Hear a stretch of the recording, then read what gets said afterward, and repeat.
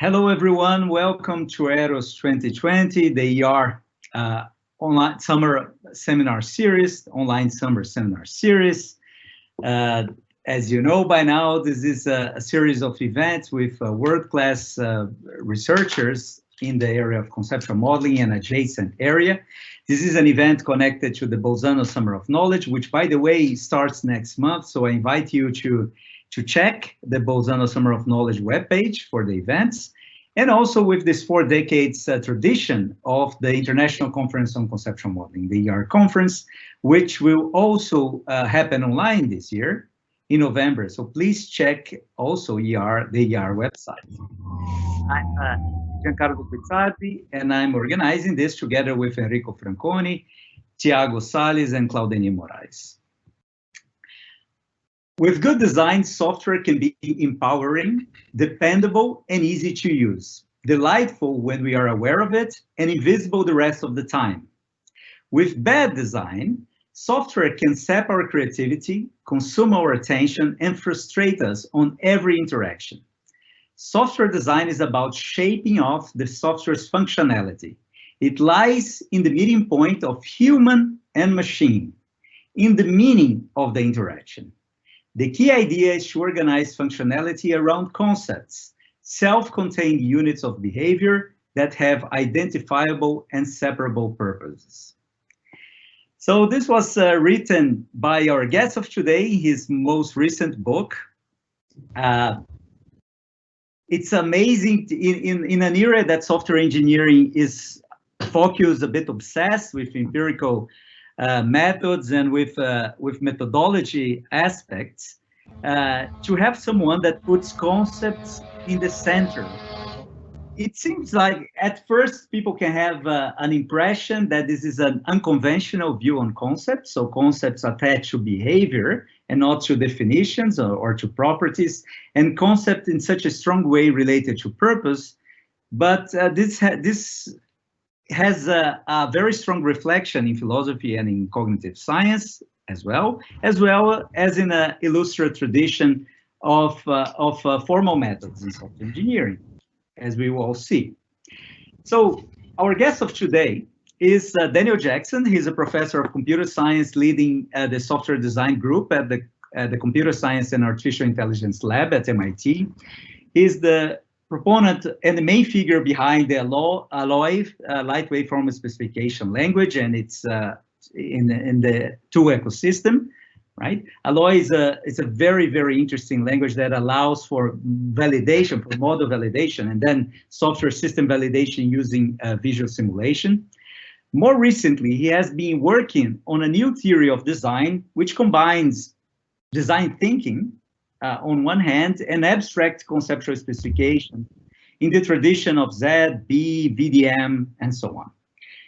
Over the years, he featured as a keynote speaker in many top conferences like Splash, former OOPSLA, ICSE, and the Foundations of Software Engineering conference, and has received many honors. For example, the ACM SIGSOFT Impact Award, the ACM SIGSOFT Outstanding Research Award, the Arthur C. Smith Award, the Martin Luther King Leadership Award from MIT. He's also an ACM Fellow and author of many books, including Software Abstractions, Logic, Language, and Analysis, which was published the last edition by MIT Press in 2016. And more recently, last year, he published a book which homonymous to this talk, so Design by Concept, a new way to think about software.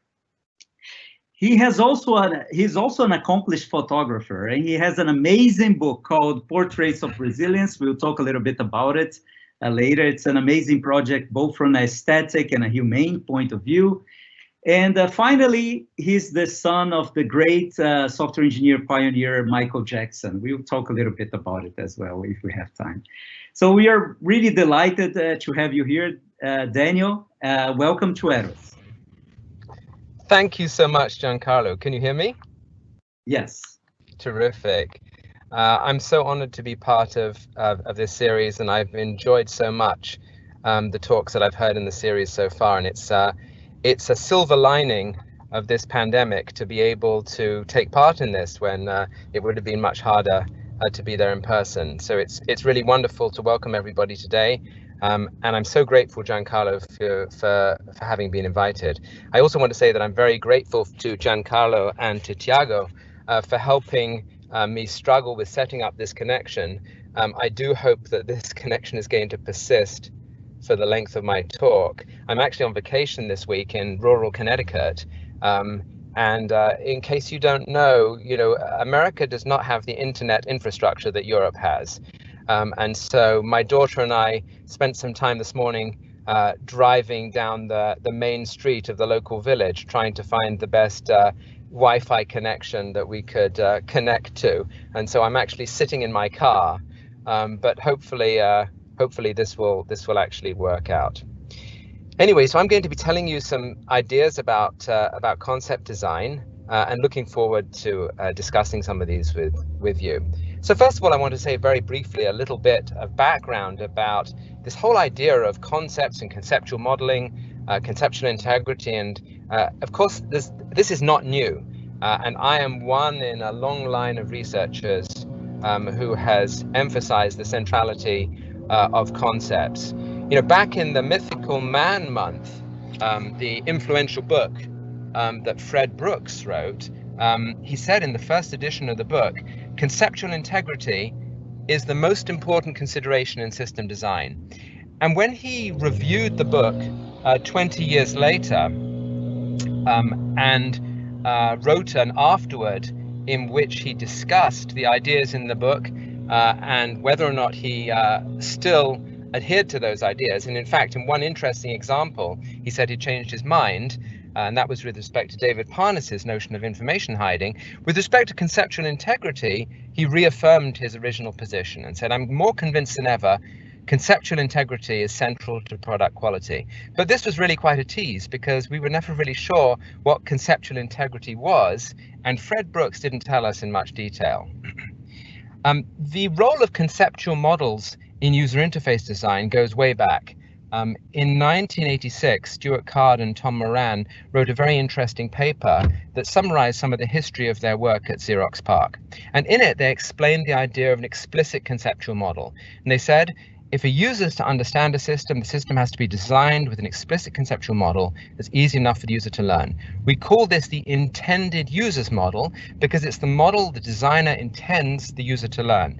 And I like this notion very much because it suggests that the user's mental model isn't something just that the user concocts. It's something that the designer projects, that the designer creates for the user in the hope that the user will adopt that model.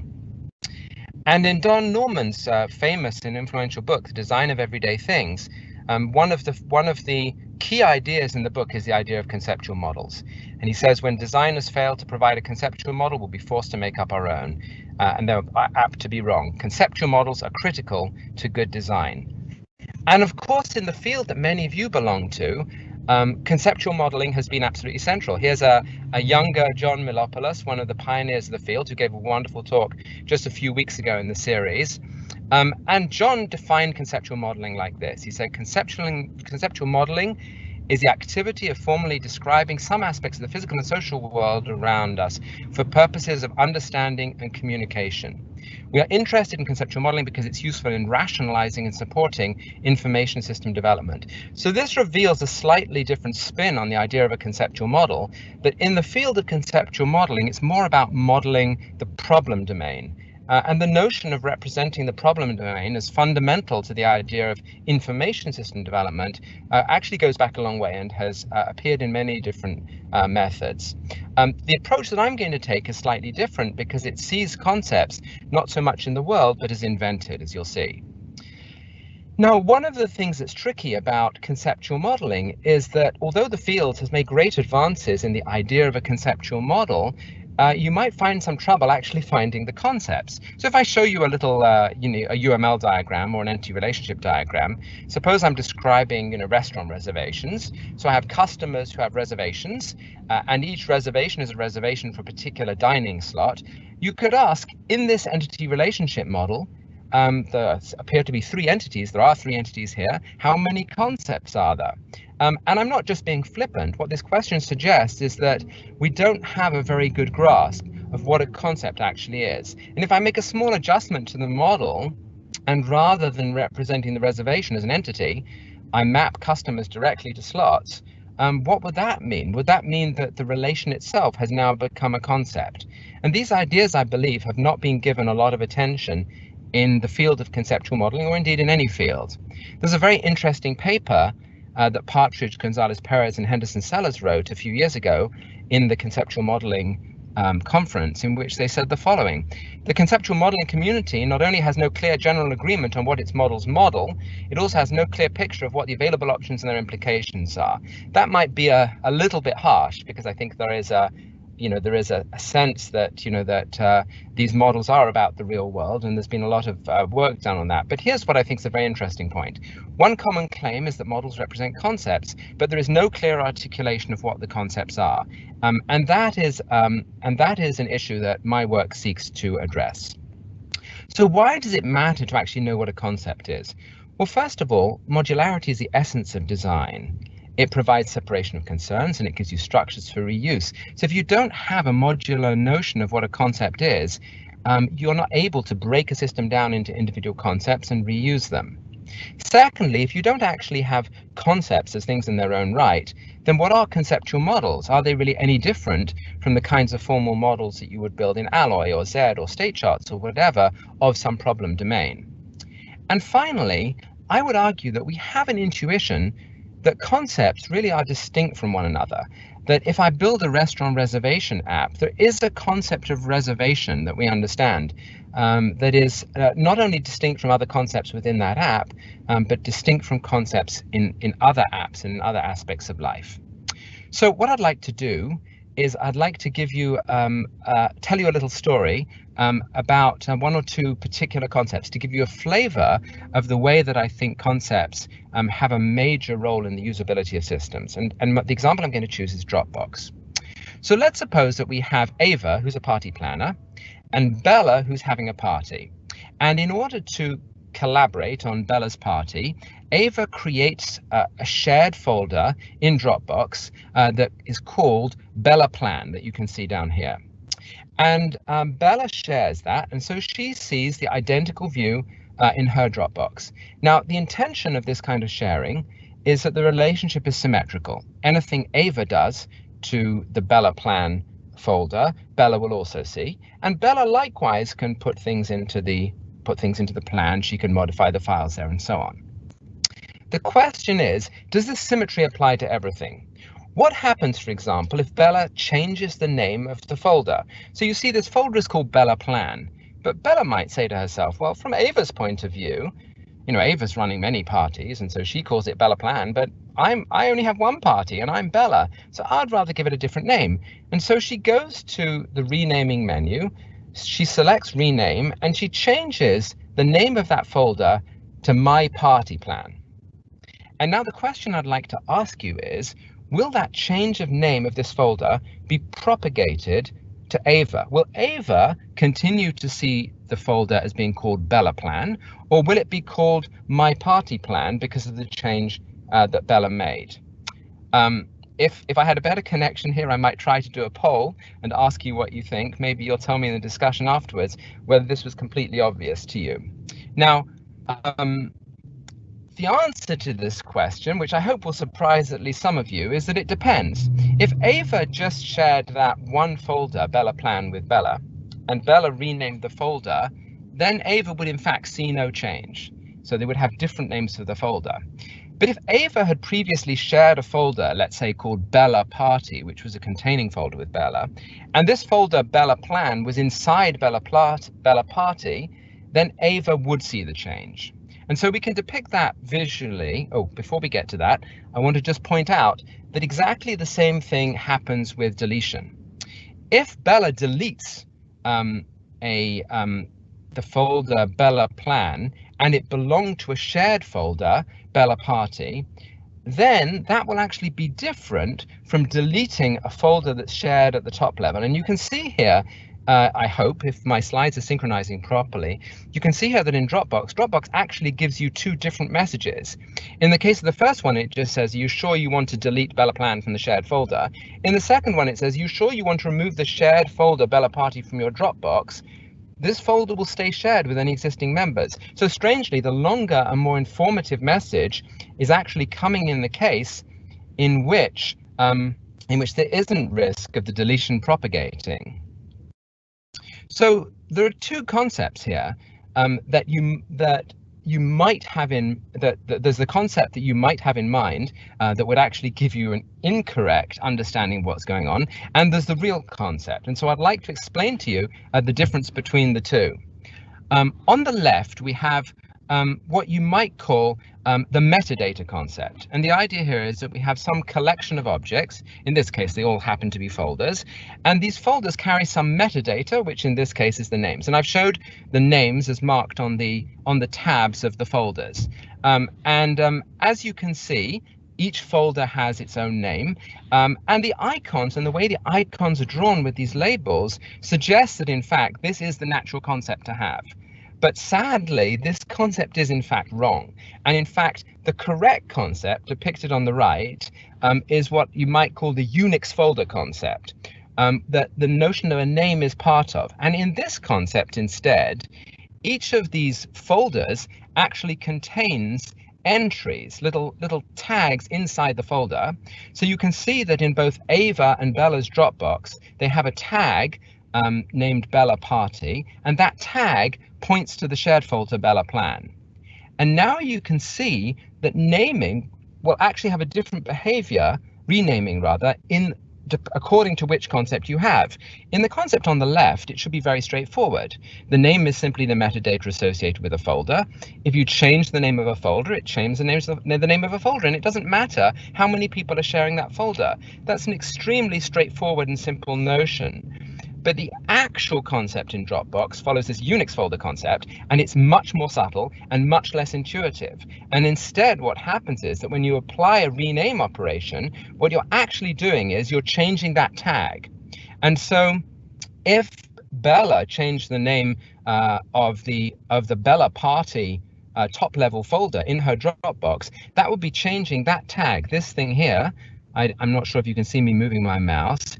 That would be changing this tag here, and so only she would see the change. But if she changed the name of the Bella Plan folder, which would be changing this tag inside the Bella Party folder, then this change would be seen by Ava. Now, these concepts I describe as essentially simple little state machines. So the metadata concept, I give it a purpose. I'll begin to explain this later. A structure, which is essentially a little data model or conceptual model, as you might call it. And this says that each item has a mapping from properties to values. And then some actions, such as defining a particular value for a property for an item, and then finding a set of items that have a particular value for a particular property, reading the value of a property of a particular item, and then what I call the operational principle, which is essentially a sort of archetypal scenario for how the concept works. So in this case, for the concept of metadata, it's that if I define an item as having a property P with a value V, and I don't do any other definitions of that property, and later I find some set of items IS that should have the property P having the value V, then this original item that I defined as having that value should be in the set of items returned. So that's the very simple idea of metadata, and that is the incorrect concept for this particular scenario. On the other hand, the Unix folder notion has a rather subtle structure in which members are mapped from folders under names. So a folder and a particular name maps to a particular item. And again, we have operations for adding items to folders, renaming items in folders, and then finding an item with a particular name in a particular folder. But these now have completely different behavior from the behavior of the metadata concept. And again, there's a completely different principle that explains how the Unix folder concept works. And in this case, it's something like this. It's that if I add an item to a folder with a name N, and I don't do any renaming or add any other item I prime to that folder with the same name, then if I look for an item named N in that folder and I get back I prime, then I prime will be I. And what this operational principle in this case essentially says is that folders are independent of one another, that what you do inside a folder doesn't affect what you do inside another folder. So I'd like to point out that these descriptions are essentially just state machines, as you would specify in any formal method like alloy or B or VDM or Z. And what I'm essentially doing is thinking of a concept as a kind of microscopic state machine that interacts with the other concepts in the system. Now, I want to say that this example of Dropbox, you might think, well, this is all, psychologically fun, but does it really matter? Well, it does really matter. So let me tell you a little story of a friend of mine who had an almost catastrophic accident with Dropbox because she had this misunderstanding of this concept. Here's what she did. She had a laptop and she was running out of space. And so very cleverly, she sorted the files in her laptop by size.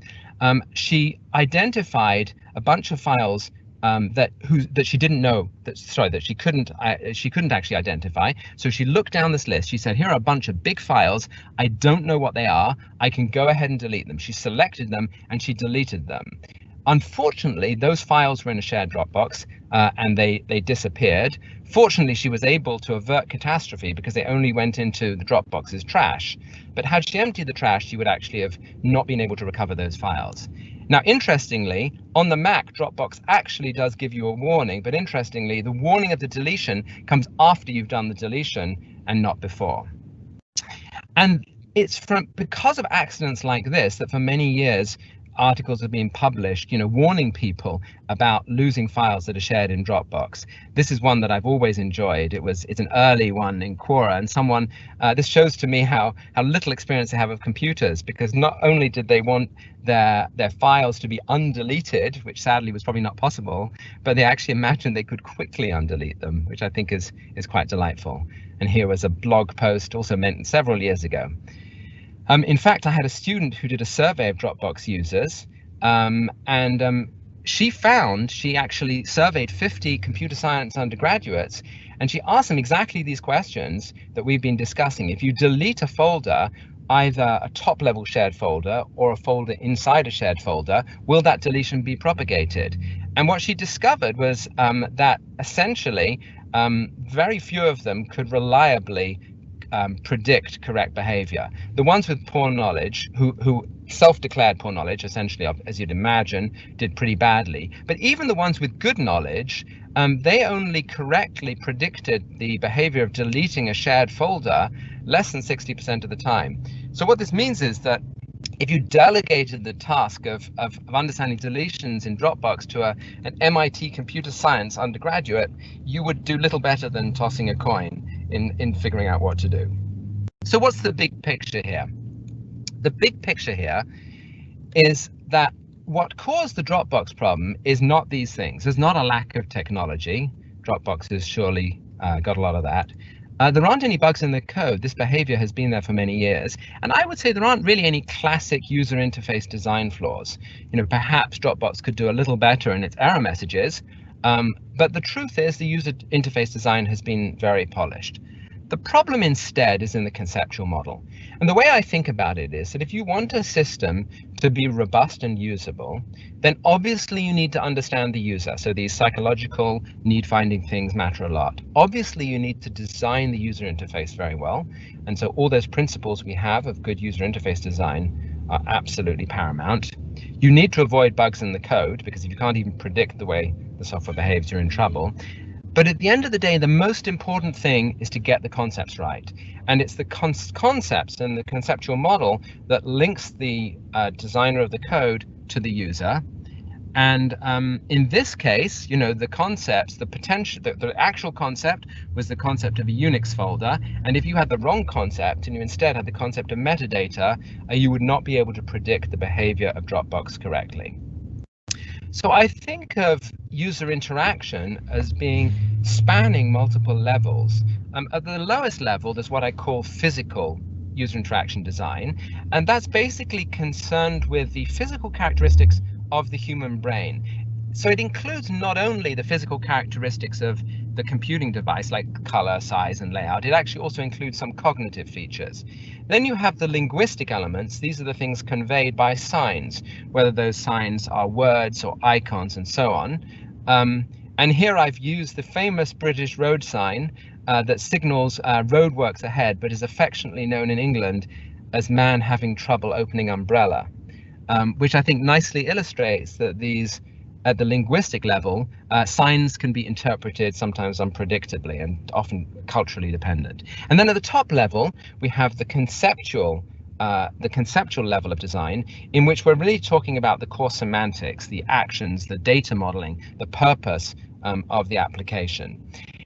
And these go from concrete to abstract, and at each level we have a collection of different design tools to help us. So, for example, notions of perceptual fusion and fits law sit at the physical level, notions of consistency and navigational aids at the linguistic level, and then Don Norman's notion of mapping, the idea of mental model alignment, the importance of undo, and so on. These all sit at the conceptual level. And my work has been concerned with seeing whether I can add something to understanding intentional design at the conceptual level.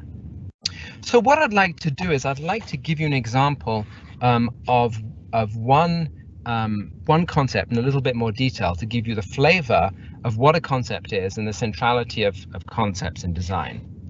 So this is the what I call the style concept, and I've had a long time interest in typography, and I've actually used this example since the very beginning of my work on concepts, which was about 8 or 9 years ago.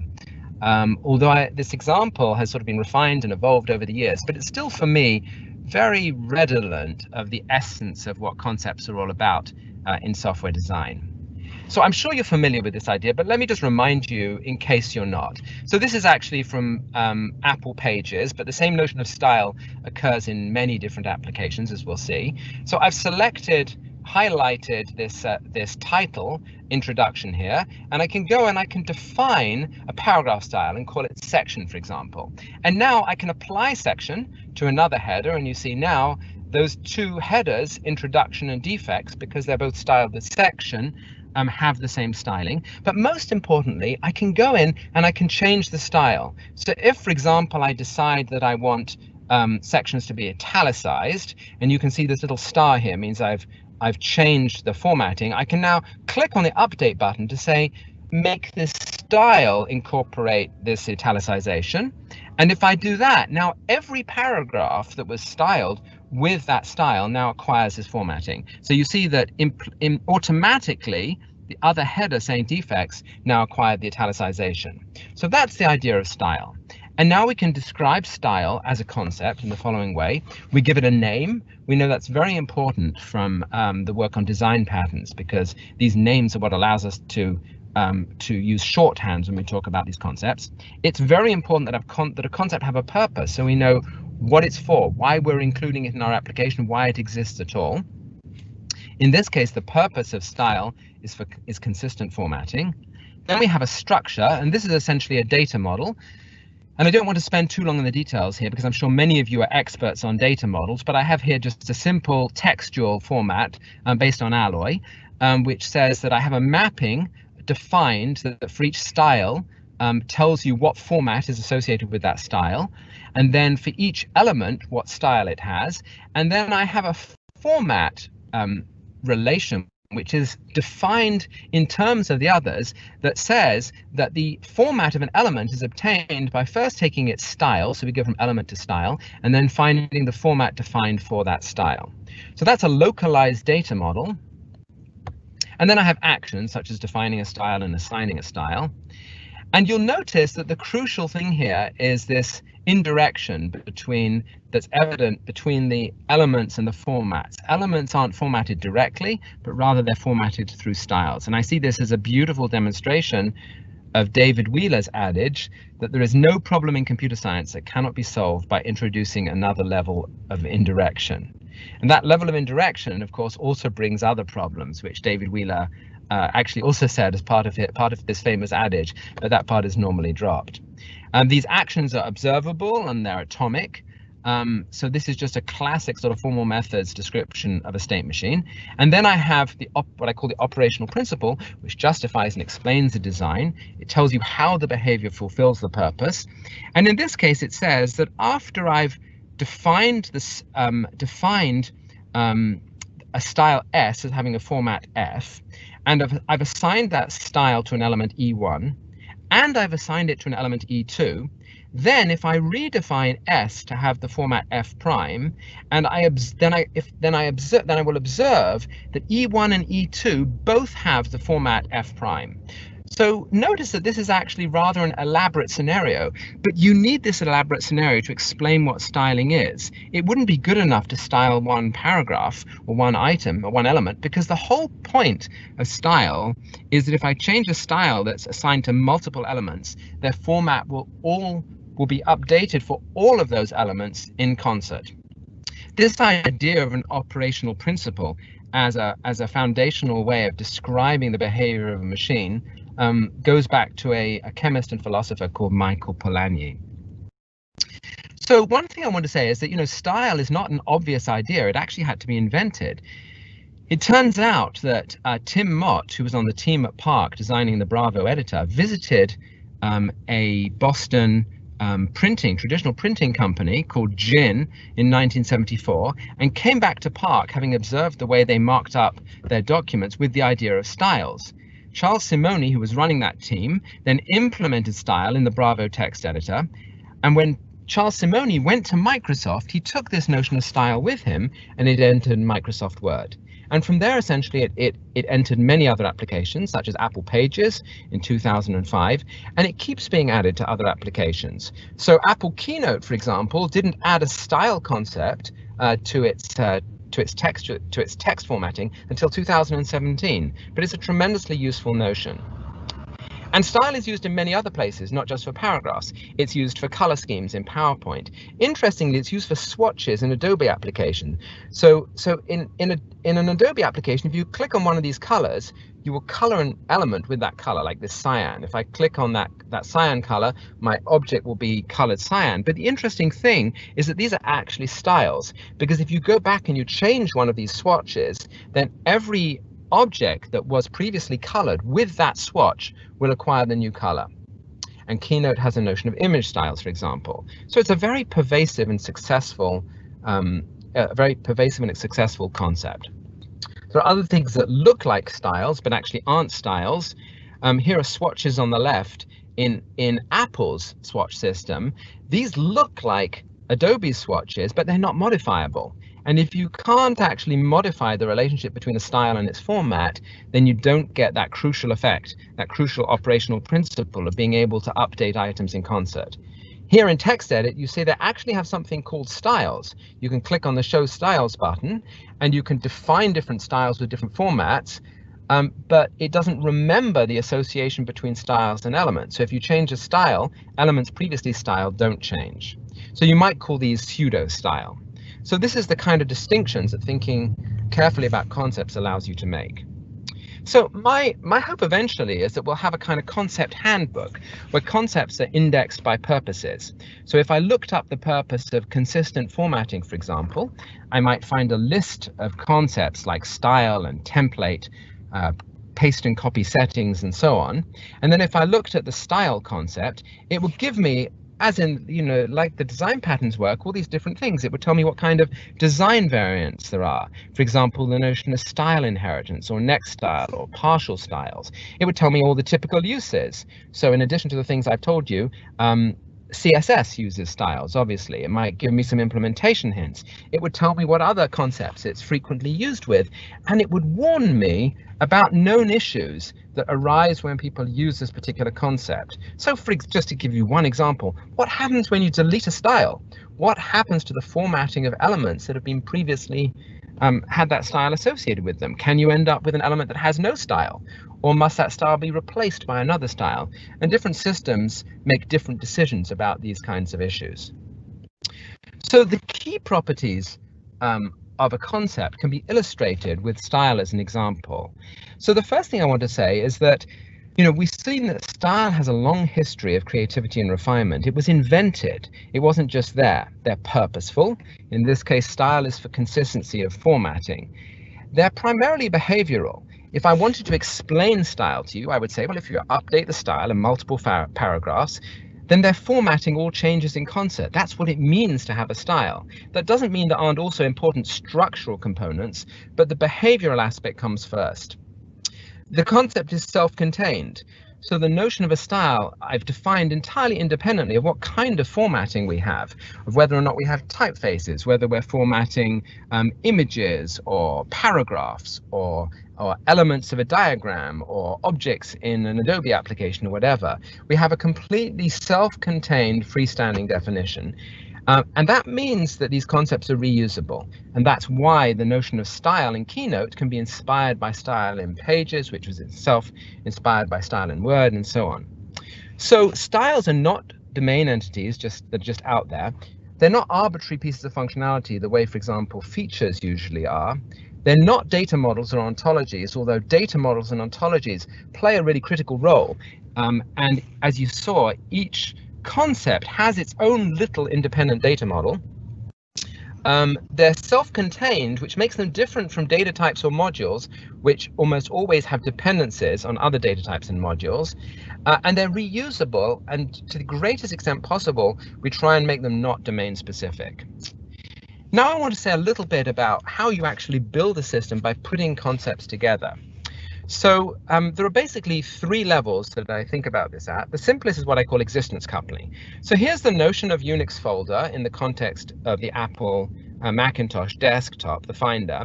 And as you can see, I've labeled these two folders here. This one has a blue label, Archive has a blue label, and Chapters has an orange label. And so I have here two different concepts, the concept of a folder and the concept of a label, and they're coupled in the weakest possible way by what I call just existence, because they are almost completely independent. Whether or not a folder is labeled is independent of where that folder is. If you label it and move it, it just carries its label with it. The only thing that the labeling depends on is that the folder actually has to exist. This is the most common kind of synchronization, which I call action synchronization. In this case, I'm looking at two different concepts, which is the concept of folder and the concept of access control. So of course, whether or not you can actually open a folder on the Mac depends on whether or not you have read access to that. So I've opened this little window on the side to show me the access control features of that particular folder. And again, folder and access control are independent, freestanding, self-contained concepts, but they're synchronized on their actions. In this case, more tightly than existence coupling, you can't open a folder unless access control says that you have access to it. And then the tightest kind of synchronization, which is perhaps the most interesting, is what I call structure synchronization, where the concepts are actually intertwined. They can still be understood independently, but they're really intertwined together. And so in this case, what I'm showing you is what I think is a very beautiful composition of concepts that actually goes back to the earliest days of the Mac, but has actually been in refinement for many decades, and that is the combination of the folder and the trash. So the trash is a concept in its own right. Basically the idea that I have a collection of items. If I trash an item, it's essentially marked for deletion, and if I empty the trash, the items in the trash are eliminated permanently. That notion of trash, that concept, can be understood completely independently of the concept of folders. But it turns out to be extremely elegant to merge the concept of folder with the concept of trash in a very tight structure synchronization. This was not actually done in the first versions of the trash in Windows, where the trash was actually a completely independent concept. And when a folder was moved to the trash, it was deaggregated. So all the files in the folder were pulled out and they were all put into the trash separately because the trash was not a folder. But in the Mac, the trash has always been a folder, and that's very elegant because it allows all the features of folders to be used for the trash. But it also leads to some really interesting subtleties. I want to just point out a couple of those to you. The first is that you'll notice that in this particular view, I've sorted my elements in the trash by the date added. And that actually turns out to be a feature that was crucially missing from the trash, because you wanted to know which were the, if you deleted an item by accident, for example, on the Mac, and then you had millions of items in the trash, it might be very hard to find it. So you wanted to be able to sort the items in the trash by the deletion date. And the trash did not provide a deletion date because it was just a folder like any other. But in 2011, Apple added the property date added to all folders, And of course, by using that property on the trash, you're able to sort items in the trash by the date of deletion. The other thing I want you to notice, which is very funky and is evidence really of this composition not being entirely satisfactory, is that because the trash can hold items from different volumes, this name Western is actually the name of my volume. I name all my machines and volumes by famous photographers, so this one's named after Edward Weston. But you'll see that these items, I've actually sorted the items in the trash by volume, and these are the items that belong to the Western volume. And that actually conflicts with the idea of a folder, because generally a folder belongs to a volume, and a folder cannot hold items from multiple volumes. So there's something kind of interesting there. What I want to do to close, and this is the longest segment of my talk, is I want to tell you a little bit about some design rules that you can apply once you have the idea of concepts in place. And so the first rule is really an embellishment of the idea of purpose. And what it says is that it's not enough to have a purpose for a concept. The purposes actually need to be mapped one-to-one with concepts. And what that means in particular is that you can't have what I call redundancy, or you shouldn't have redundancy, where you have more than one concept per purpose. And the other thing is, and this is more surprising perhaps, you shouldn't have what I call overloading, where you have more than one distinct and different purpose for a single concept. And I'll illustrate that with two examples: categories versus labels in Gmail, and paper size versus feed in Epson printer drivers. So first of all, about Gmail. When categories came out, these are the kind of things people said, and this is the kind of thing you get in mean-spirited blockers. Did you think, like me, that categories were really ugly, stupid, and unnecessary? And so this, in fact, for a long time, the first thing that came up when you Googled Gmail categories was how to disable them. And this was one of the articles that told you how to do that. One of the reasons that people didn't like categories in Gmail is that they were already familiar with the concept of labels. And there didn't seem to be any reason, there still isn't any reason, that categories could not have been implemented using labels, which would have meant not introducing a new concept and actually having more flexibility, because then labels could also have been used to create tabs, which they're not currently able to do. Now, it's interesting, if you look up, I was researching this right at the beginning, and I thought, well, maybe I'll find a clear explanation from Google itself about what the difference is between labels and categories. Sadly, if you look up what a label is, here's what Gmail Help says. Labels help you organize your messages into categories. So you can see that the distinction between the concept of category and label is really very confusing. And the reason it's confusing is that they both have the same purpose, which is to organize your email in an effective way, and sometimes for that organization to be semi-automated. That was already happening with labels, and it wasn't clear why categories were necessary for that. The overloading idea is very simple, but a little more provocative, perhaps. Here's what happens in the Epson driver. You'll see that this is the standard page setup dialog on an Apple computer, and I've got the paper size setting here set to US letter. Now, the question is, what happens if I click on the paper size? Well, here's what I actually get. I get a bunch of different sizes, but on US letter, I have other options to choose in a submenu. And if I go to that submenu, here's what I see: US letter manual front, US letter manual roll, and so on. So what's actually happened is that this setting specifies not only the size of the sheet of paper, but where in the printer that sheet of paper will be fed from, whether it's fed from an infinite roll, whether it's fed from the sheet feeder, whether it's fed from the front or the back, and even whether or not it's borderless. So Epson is essentially not wanting to introduce a new concept. They've piggybacked this concept of paper source onto the existing concept of paper size. And as you might imagine, the result is complete havoc. It means, for example, that I can't, that when I create custom sizes, I can't create like a custom size for all front loading. It also means that when you save these page setups as presets, they also hold the feed setting, the source setting. So in a photo application like Lightroom, for example, if I do a page setup where I say I want a US letter as my page size, it will be bound to feeding from the front or the back. And so now if I want to have a different source and different source for the paper, I need to actually change the paper size setting, which is really annoying.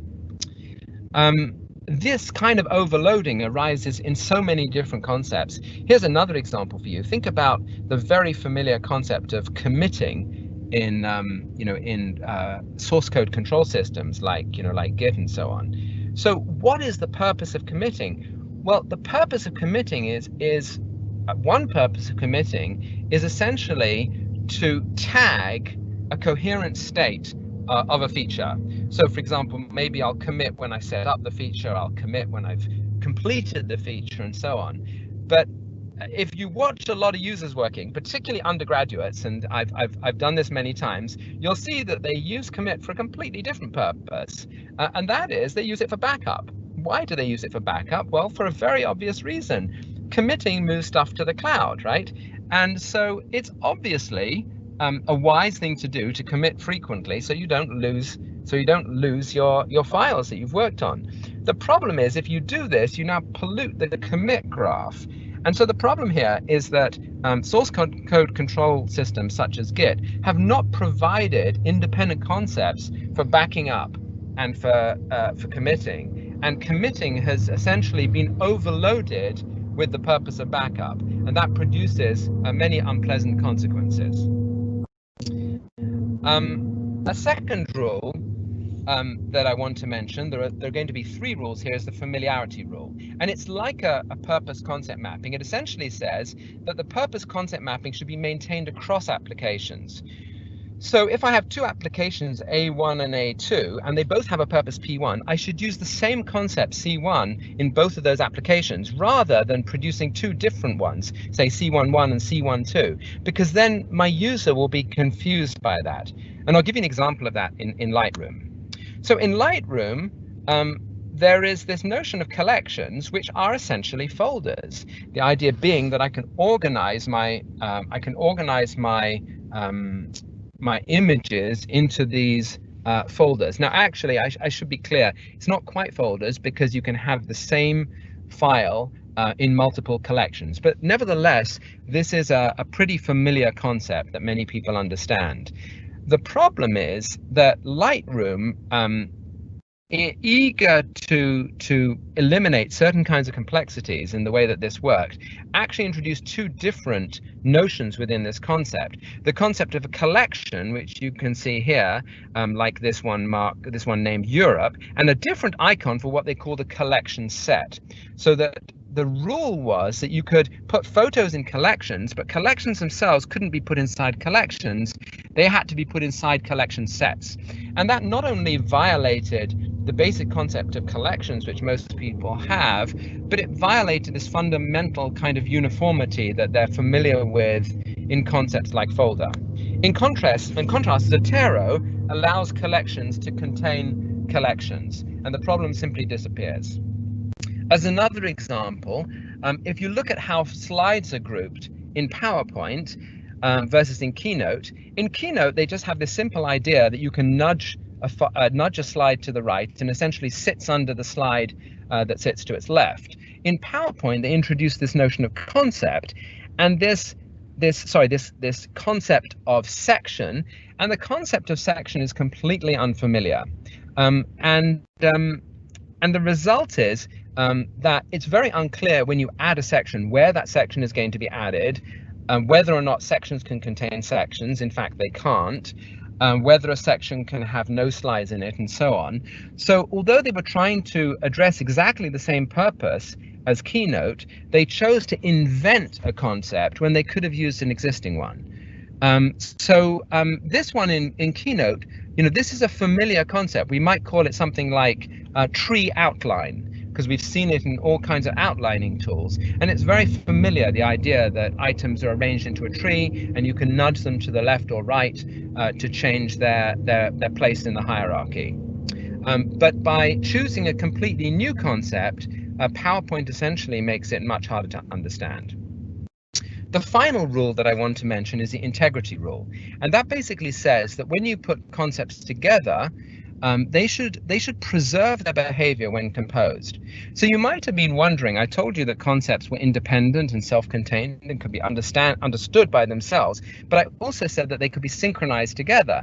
So you might have wondered, well, isn't that a contradiction? If I put them together so they're going to become coupled with each other, in what sense are they still independent?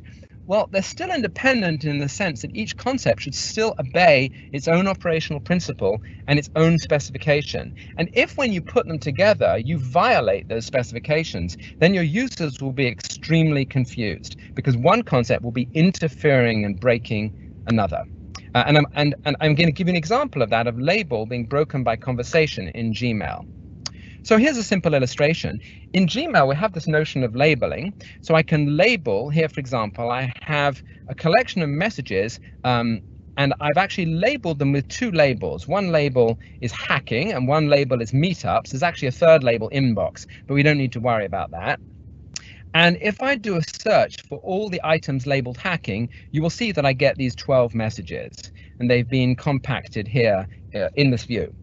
If I ask for all those messages labeled meetups, you'll see I get exactly the same messages, slightly confusingly, but actually rationally. When I look for the ones labeled hacking, the label that I see on those messages is meetups, because obviously they're already labeled hacking. And when I search for the ones labeled meetups, I get the ones labeled both meetups and hacking, but only the hacking label appears explicitly because I'm searching for meetups. And now the obvious question is, well, what happens if I search for both hacking and meetups together, the conjunction of the two? Well, obviously, since these displays have indicated that the messages clearly carry both of these labels, I should get exactly the same set as a result. But in fact, I don't get the same set. In fact, in this case, I get no messages at all. And the reason for this is that there is in fact a confusion in how things are being displayed here, that in fact what's being displayed are conversations and what's being filtered are messages. And the result of this is that, having introduced the concept of conversation, Gmail has broken the most fundamental behavior of the label concept. The idea that if something has a label and you look it up, you get that label is actually now broken. And this actually has sort of less cute but more fundamental impacts in Gmail. If you just look for your sent messages, it can be very hard to identify in the conversation that's displayed which of the messages were actually sent. The final example I want to show you is a very sad story from someone who was so unhappy with the behavior of Google Drive that they actually paid for a domain name, googledrivesucks.com. And basically, the story that they tell on that website is how they were organizing files on their computer. They ended up losing everything, their entire life's work. And let me show you how that happened.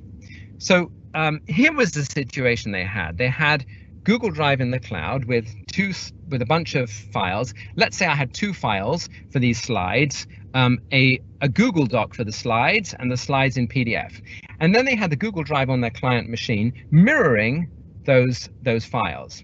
And then what they did, because they wanted to save space on their Google Drive, was they decided to stop using it. So they moved those files out of the Google Drive into another directory on their client machine. And they thought that by doing so, they were making these files safe. Now, what Google Drive does at this point, because it embodies the concept of synchronization, is it now attempts to synchronize the drive in the cloud with the drive on the client machine. And the result of that synchronization is that the cloud is now emptied. And so this poor person thought that by doing this, they were now safe, and that they would have all their files in a directory on their client machine. Unfortunately, this is not what happened, because it was an integrity violation. What actually happens is that when you synchronize a file in Google Drive, you don't get a copy of the file on your machine. You just get a URL that points to that file, if it's one of the Google application files. So although the PDF file is copied reliably when you do the synchronization, the Google Doc file is not copied at all, and there is no data sitting on the client machine. And so when you move that, he just got the URL, And when he lost it in the cloud, all he was left with was the URLs of all his Google documents, which of course contained no data, and that was the nature of his disaster. And so the problem here is that the concept of a cloud application is actually breaking the synchronization concept.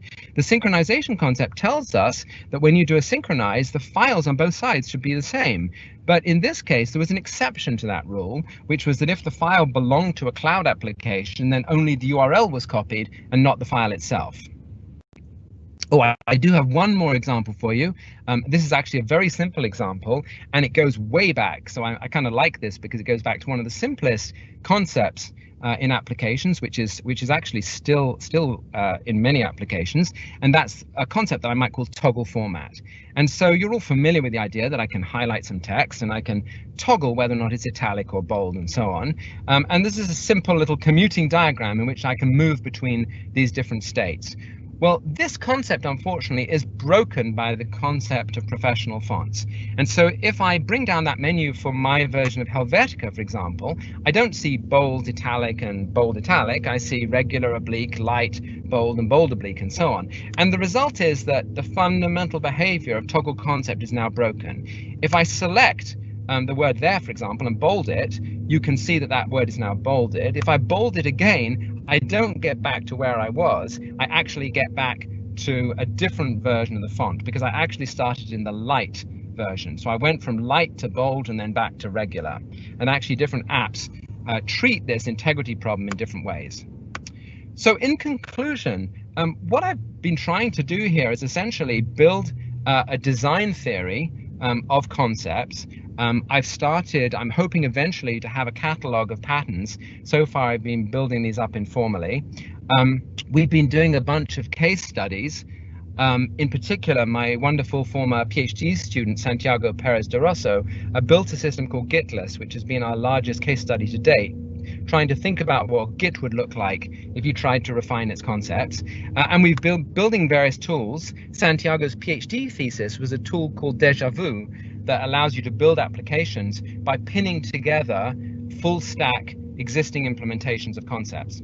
And as Giancarlo kindly mentioned at the beginning, I wouldn't exactly call it a book. I have a draft of a book, but I don't recommend you read it because it's very much a draft and very out of date.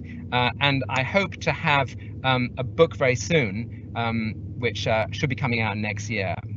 There are many interesting research challenges. I'm interested in formalizing these several design criteria that don't fit into these categories of integrity or familiarity or specificity. I'm interested in the relationship to code, in particular how concepts are related to architectures like microservices. And I'm also interested in whether or not one could have a better design language for describing concepts and their data models. So that's all I have to say. I have a URL here for a form if you'd like to register for updates about the book, which I hope will come out sometime next year. But with that, I will end, and I'd be delighted to take any questions.